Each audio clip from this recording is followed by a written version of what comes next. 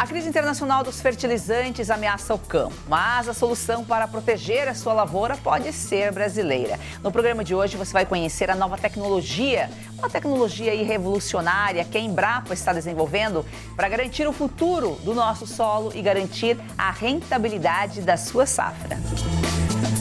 Assista agora a Força do Agro com Joyce Maffezoli.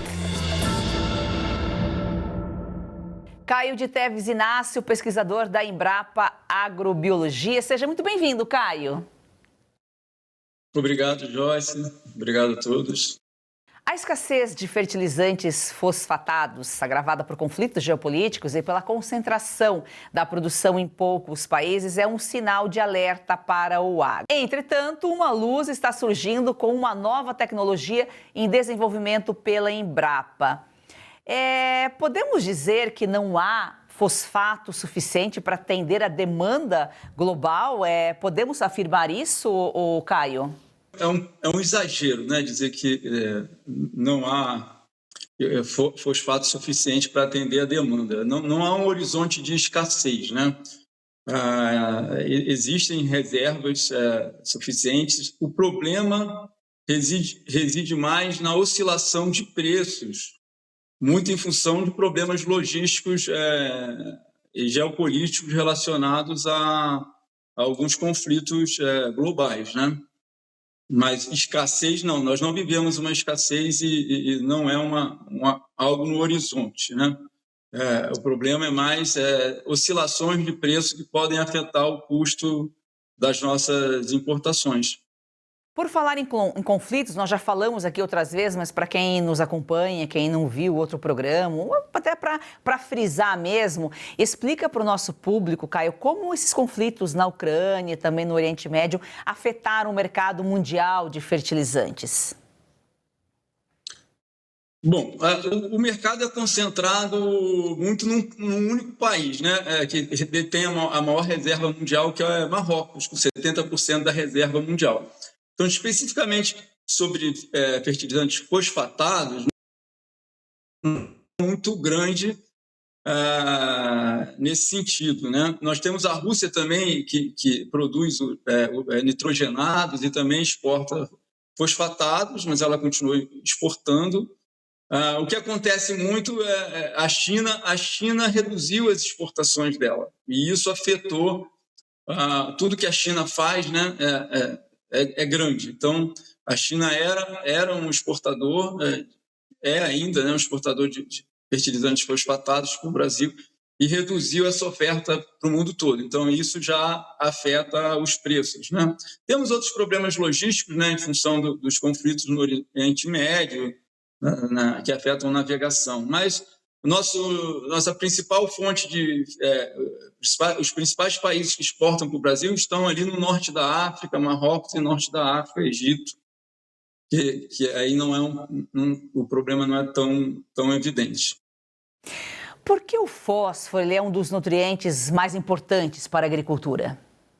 Apesar da planta, né, da cultura, usar em proporção assim, média 10 vezes mais nitrogênio do que fósforo, o fósforo praticamente participa do metabolismo energético da planta e afeta diretamente a fotossíntese e falando em produção, afeta o enchimento de grãos, a produção de grãos, a floração de frutíferas. Então, ele está diretamente ligado a esse metabolismo que termina na produção, que a gente vê das culturas que a gente cultiva e produz.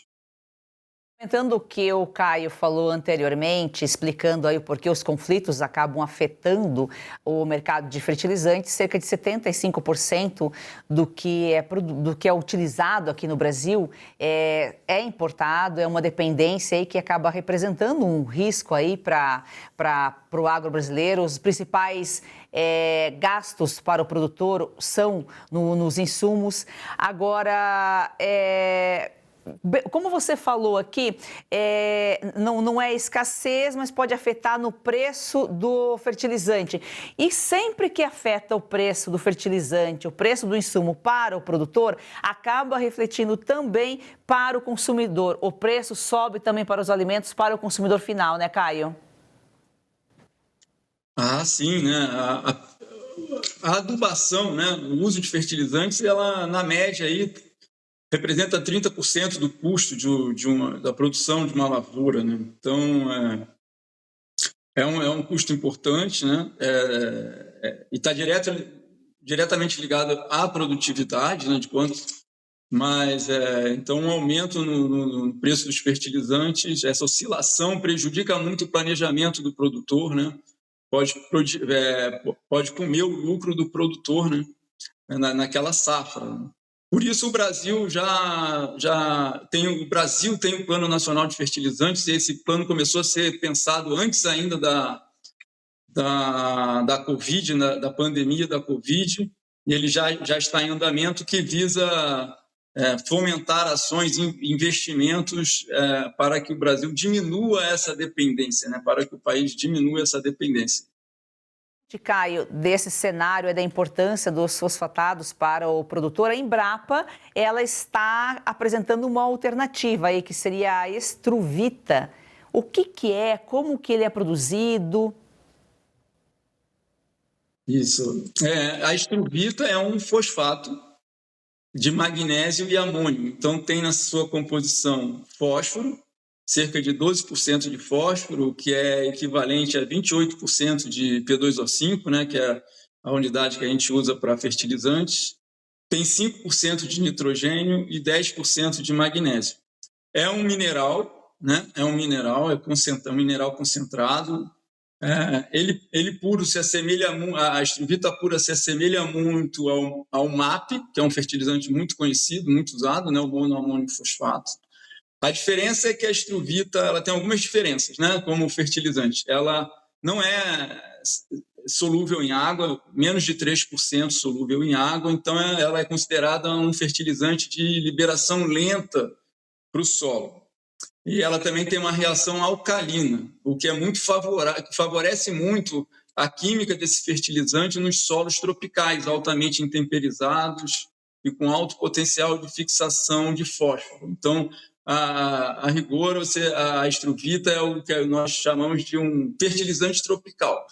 Um fertilizante um fosfatado que a gente não vai perder para o solo na forma de fixação. E como que a gente obtém essa Estruvita, né? A Estruvita ela é obtida a partir de uma reação química, onde nós pegamos, por exemplo, o dejeto da suinocultura, o esterco suíno, o esterco líquidos da suinocultura. Após a biodigestão, a produção de metano, pegamos esse digestato, adicionamos magnésio, fontes de magnésio, ajustamos o pH para a reação alcalina. Então, esses cristais de Estruvita se formam. Esses cristais decantam, são retirados, são secos e podem ser granulados como matéria-prima para fertilizantes organominerais ou matéria-prima de formulações. Ou seja, você acaba dando um destino, né, para o que os dejetos lá, que às vezes poderiam ser descartados de forma irregular, você acaba dando um destino, reaproveitando, né, transformando em fertilizante. E a Estruvita, ela pode substituir, então, esse fósforo importado aí sem reduzir a produtividade? Como que estão os testes em relação a isso? Sim, pode, em parte, né? Nós conduzimos uma pesquisa com financiamento do CNPq durante 3 anos e meio, é uma pesquisa em rede, envolve vários centros de pesquisa da Embrapa e universidades no Brasil, Centro-Oeste, Sul, Sudeste, e chegamos à conclusão que a Estruvita ela pode ser usada em conjunto ou com fertilizantes solúveis, em diferentes proporções, que ela ajuda a sincronizar melhor a demanda da planta pelo fósforo com a oferta do fósforo pelo fertilizante no solo. E isso é algo muito importante na adubação, que é sempre algo que a gente busca muito na agronomia, né, nos cultivos, e é muito difícil de alcançar essa sincronização. Como ela tem essa liberação mais lenta do fósforo, ela pode ser usada em conjunto com fertilizantes solúveis convencionais e atender aí, então, uma parcela dessa demanda por fertilizantes. Mas o que é importante? Além dessa parte benéfica, né, da eficiência dela no solo como fertilizante, além disso, ela é importante porque ela provém da recuperação de nutrientes, a recuperação do fósforo e a recuperação do nitrogênio de efluentes agroindustriais, como o dejeto suíno, mas pode ser obtido também de outros efluentes agroindustriais, até mesmo de esgoto doméstico, de esgoto urbano, vinhaça de produção de cana. Então, você está reciclando, é o que a gente chama de agricultura circular, você está reciclando nutrientes. E aí sim, você ajuda a reduzir a importação, a necessidade de importação de nutrientes, né, na forma de fertilizante de fora do Brasil, né? Porque você está reutilizando, você não está perdendo aqueles nutrientes ou mal utilizando aqueles nutrientes que já estão dentro do país, né? Já estão dentro do país. Então, reciclar esses nutrientes, que a gente chama recuperar esses nutrientes desses efluentes agroindustriais na forma de fertilizante, é um caminho a ser percorrido pela pesquisa e pela produção de fertilizantes aqui no Brasil, se quiser reduzir as importações. Um dos caminhos, né?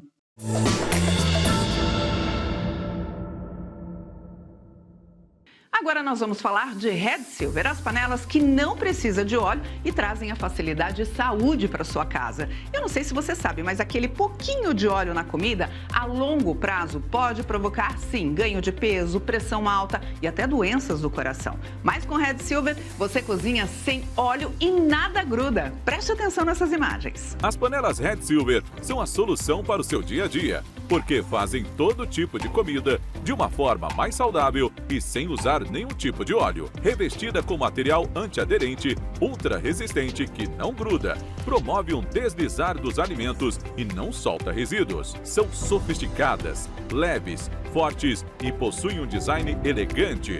A combinação perfeita para a sua cozinha. Gente, não precisa de óleo, não gruda e vai em todos os fogões. E hoje tem promoção.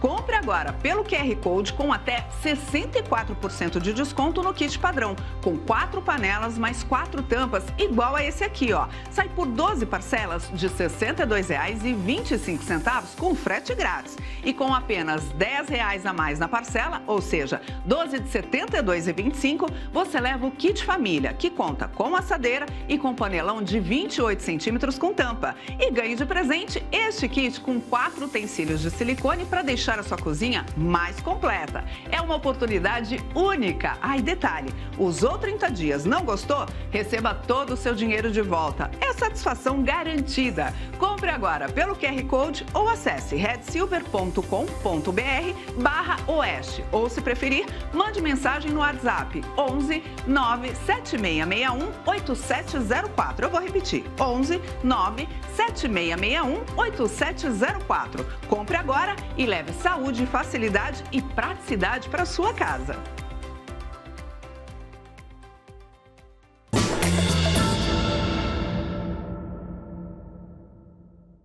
E por utilizar esses resíduos, né, que já estão aqui em solo brasileiro, e os testes também foram aplicados aqui, ele pode ser um fertilizante ainda mais eficiente aplicado aqui no solo brasileiro do que os importados?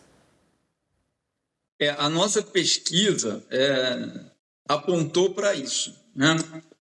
Quando a gente começou a fazer a pesquisa, a nossa primeira pergunta era essa. A Estruvita é um bom fertilizante para os nossos solos? Porque ela não é novidade na América do Norte, ela não é novidade na Europa, nem no Oriente Médio. Mas os solos dessas regiões são muito diferentes dos nossos solos aqui no Brasil, que são solos ácidos, solos intemperizados ácidos e com um potencial de reduzir a eficiência do fertilizante fosfatado que é aplicado.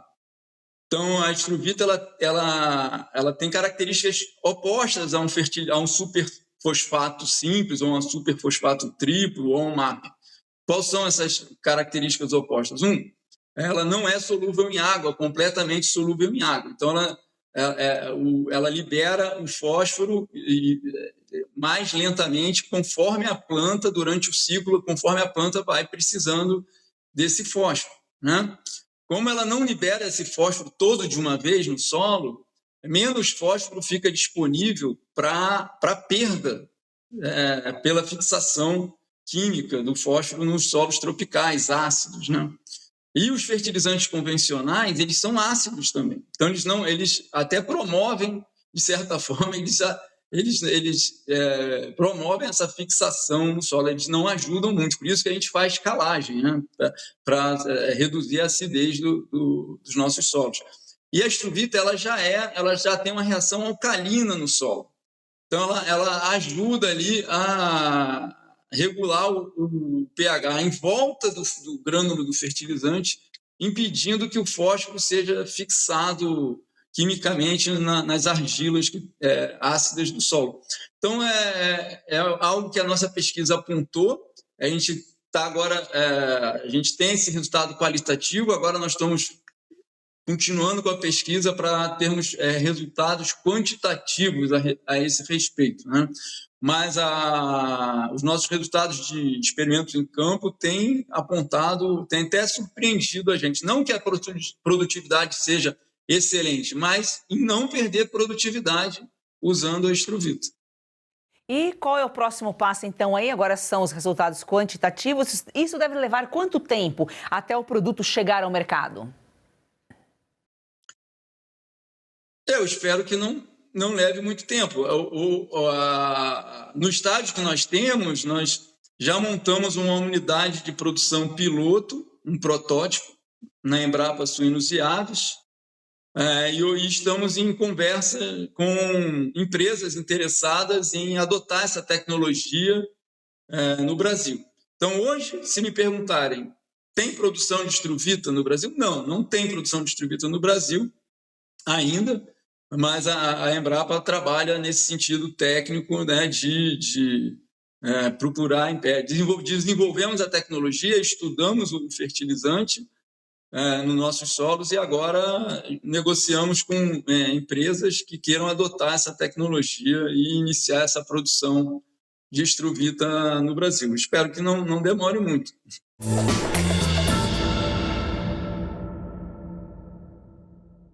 Para você que quer valorizar o seu capital, somos o Gen Capital da empresa Gemas Brilhantes e atuamos com ativos físicos.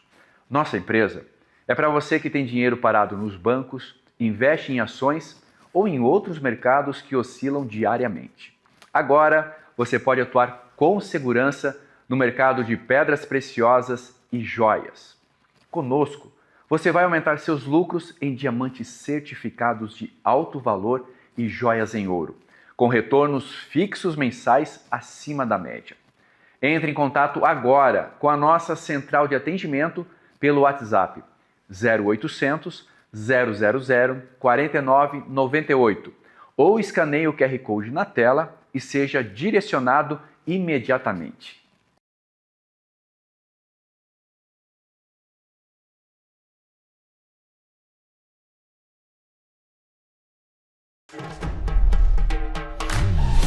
Você que acompanha a Revista Oeste sabe que aqui a gente não recua. Diz o que precisa ser dito. Para isso, é preciso ser livre.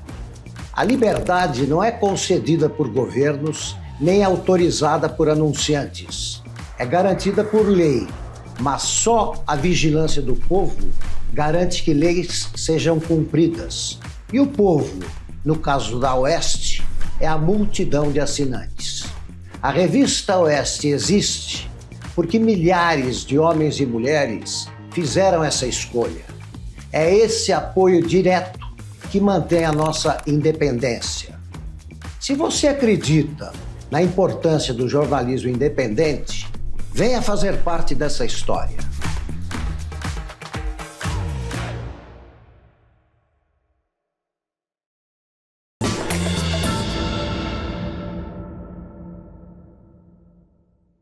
Você falou da política para reduzir essa dependência dos fertilizantes, né, internacionais.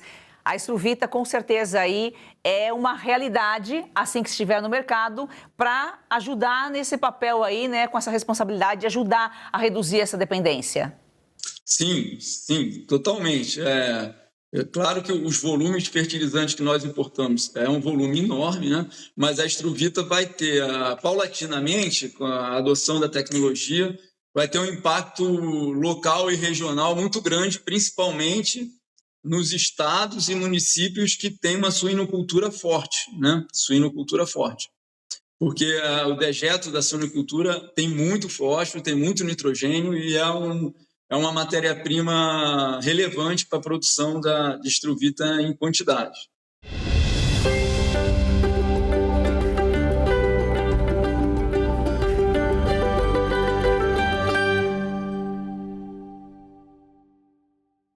Hoje o Agro, Trabalho e Fé, nós vamos falar sobre tributação. Você já ouviu a expressão de que o Brasil, nós vivemos num inferno tributário? Pois bem, olha que interessante. Um advogado tributarista de Belo Horizonte, o Dr. Vinícius Leôncio, ele resolveu compilar e fazer um livro com toda a legislação tributária federal, estadual e municipal. O resultado foi esse livro que você está vendo aqui. Você tem até uma escada para subir e para chegar até nele aqui em cima, porque esse livro ele pesa 7,5 toneladas, ele tem 2,10 metros de altura, 1,40 de largura e ele tem quase 42 mil páginas. Tanto é que o Dr. Vinícius até colocou o nome nesse livro de Pátria Amada, um país tão querido, tão abençoado com esse inferno tributário. Aqui está toda a legislação das 3 esferas do Brasil. Ele gastou quase R$1 milhão, ele contratou 12 pessoas, 30% desse recurso ele pagou em imposto. E a dureza é que não está tudo aqui, porque a cada dia 33 novas normas tributárias elas são elaboradas por dia no Brasil. E aí nós tivemos a reforma tributária e ela veio com o bordão de simplificação. Mas não foi isso o que aconteceu. A nossa reforma tributária ela foi criada por uma emenda a 132 de 2023. Essa emenda tem 22 artigos. A Lei Complementar 214 depois veio com 544 artigos. Nós precisamos de outra Lei Complementar, a 227, que tem 165 artigos. E depois, finalmente, a última Lei Complementar, a 225, que tem 58 artigos. E essas leis elas precisaram ser regulamentadas através de decretos ou outros instrumentos. E, por exemplo, no caso da contribuição de bens e serviços, tem 620 artigos e 5 anexos. Já o Imposto sobre Bens e Serviços, o IBS, ele tem 619 artigos e 5 anexos. Ou seja, a nossa reforma tributária ela vem com 2.026 artigos. Isso porque eu não contei os parágrafos, incisos e alíneas. Isso vai ser um cipoal gigantesco. Ou seja, na vida, se é para a gente cometer algum erro, a gente tem que cometer algum erro novo, não algum erro velho. Nós não aprendemos com o passado, com aquilo que nós temos e vamos continuar insistindo nesse erro. Isso daqui é um monumento à estupidez. E isso não mudou com a reforma tributária. Pelo contrário, ela chega a aumentar os nossos impostos. A partir disso, dessa reforma tributária, o Brasil ele não vai ser apenas um dos maiores exportadores de alimentos do mundo. Ele também vai ser o maior exportador de burocracia legislativa tributária do mundo. Até quando? Hoje o Agro, Trabalho e Fé vai a Sinop, no Mato Grosso, e no coração do Brasil. Apesar de nossos atrasos, vamos falar sobre a nossa logística, principalmente do Centro-Oeste. Veja esse vídeo. Isso que você está vendo aqui atrás é uma destilaria de etanol de cana. Ou seja, eu estou aqui numa usina de cana e o que você vê ali em cima são os tanques de armazenamento de etanol de cana. Qual que é o problema das usinas de cana do Brasil? Elas funcionam em torno de 7 a 8 meses por ano. E elas ficam paradas 4 ou 5 meses do ano. que está acontecendo, que o Brasil está fazendo e que está mudando, e é praticamente uma grande revolução?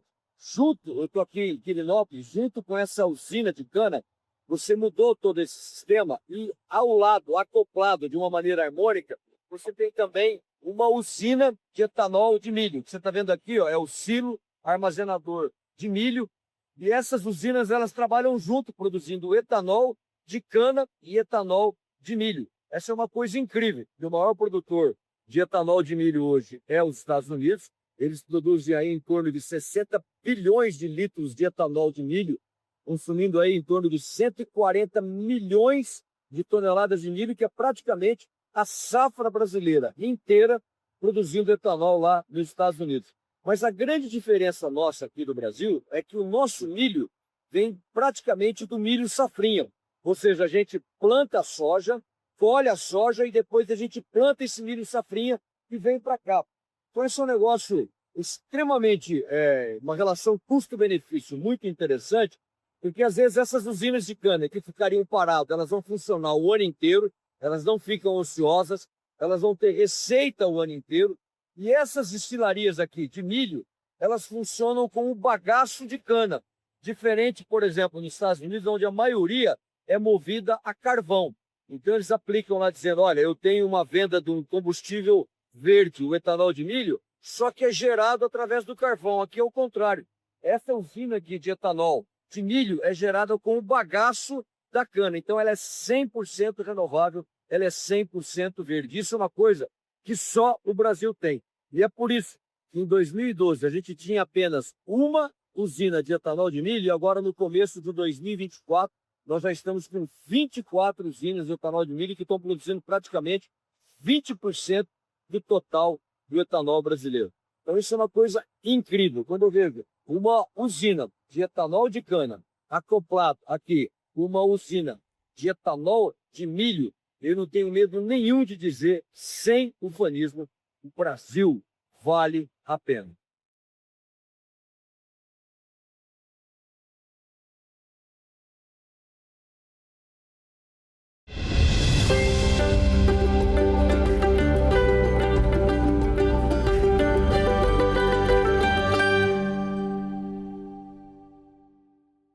Caio, muito obrigada pela sua participação aqui, pelas suas informações. Obrigado você também, Joyce. Um abraço. Gratidão a você que nos acompanha. A Força do Agro é o Brasil que dá certo.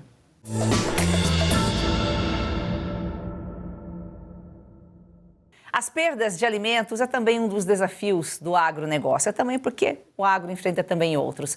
Mais de 30% do volume entre a colheita e a chegada ao consumidor se perde, gerando um prejuízo de 540 bilhões de dólares. Só agora, em 2026, de acordo com a consultoria da Tagro. No caso de perecíveis como frutas, legumes e verduras, segundo a Embrapa, 30% das perdas ocorrem na etapa pós-colheita, por manuseio, transporte e armazenamento inadequados. A boa notícia é que uma pesquisa pode mudar esse cenário. O Laboratório de Biotecnologia Microbiana do Instituto de Química da Universidade Federal do Rio de Janeiro, em parceria com a Embrapa, desenvolveu um detergente capaz de prolongar a vida útil de frutas e verduras. Professora Denise, de que forma esse detergente ele funciona? Ele age aí para preservar as frutas e legumes? É um biodetergente, ou seja, ele é obtido a partir de um ser vivo usando tecnologia verde, tá? Então, o que esse biodetergente faz? Né? Ele, como se ele desarrumasse a estrutura dos fungos e eles então começassem a não ter possibilidade de se desenvolver nas frutas, né? E como você falou, principalmente no pós-colheita, que é onde temos o maior problema, que é onde você, após a colheita da fruta até chegar ao consumidor, é nessa etapa que você não tem o armazenamento adequado e que provavelmente há o desenvolvimento desses fungos que estragam, digamos assim, e você tem a perda da fruta, o que é uma perda para o consumidor e é também um problema ambiental, porque você gera mais resíduos.